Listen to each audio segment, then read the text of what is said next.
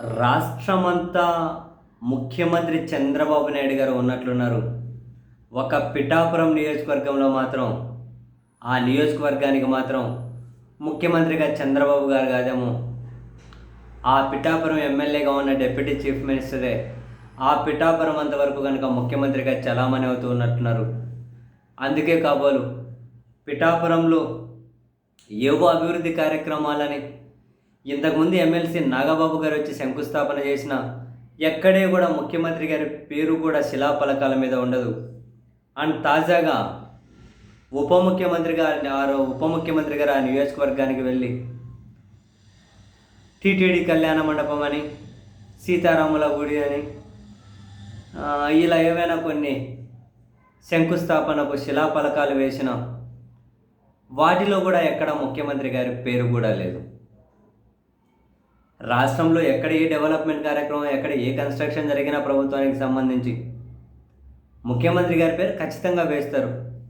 తర్వాత సంబంధిత మినిస్టర్లు, ఎమ్మెల్యేలు వాళ్ళు వీళ్ళు వేసుకుంటూ పోతారు. కానీ ఒక పిఠాపురంలో మాత్రమే ముఖ్యమంత్రి చంద్రబాబు నాయుడు గారు అక్కడ చీఫ్ మినిస్టర్గా ఉన్నట్లు లేరు. సీరియస్లీ. అండ్ ఈరోజు ఇంట్రెస్టింగ్ ఫ్యాక్టర్ ఏంటి అంటే, ఉప ముఖ్యమంత్రి పిఠాపురంలో రచ్చబండ, ఆ నియోజకవర్గంలో రచ్చబండ కార్యక్రమం అని చెప్పి ప్లాన్ చేశారు. అర్ధాంతరంగా దాన్ని రద్దు చేసుకొని వెళ్ళిపోయారు. ఎందుకు రద్దు చేసుకున్నారు అన్నది మీడియా రిపోర్ట్ల ప్రకారం రైతులు, ఇతర వర్గాల ప్రజల నుండి వాళ్ళు ఎదుర్కొంటున్న తీవ్రమైన సమస్యలపై నిరసన వ్యక్తం చేసే అవకాశం ఉంది. సో మీ ముందు నిరసనకు వాళ్ళు ప్లాన్ చేసుకుంటున్నారు అని ఇంటెలిజెన్స్ సమాచారం ఇచ్చిందట. ఆయన రచ్చబండ పెడితే మనం చూసాం అక్కడ రైతులు ఎంత ఇబ్బందుల్లో ఉన్నారు, ప్రజలు ఎంత ఇబ్బందుల్లో ఉన్నారు. సో వాళ్ళు నిరసన వ్యక్తం చేసే అవకాశం ఉంది అని ఇంటెలిజెన్స్ రిపోర్ట్ అట.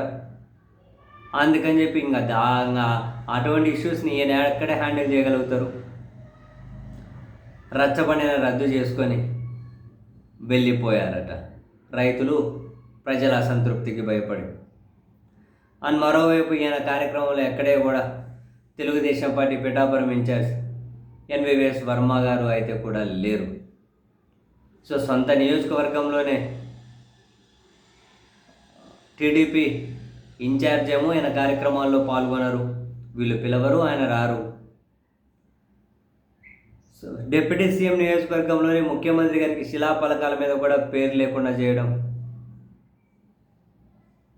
ఏమో మొత్తం మీద అనుకుంటే పిఠాపురం వేదికగా చాలా రాజకీయాలు అయితే జరుగుతూ ఉన్నాయి.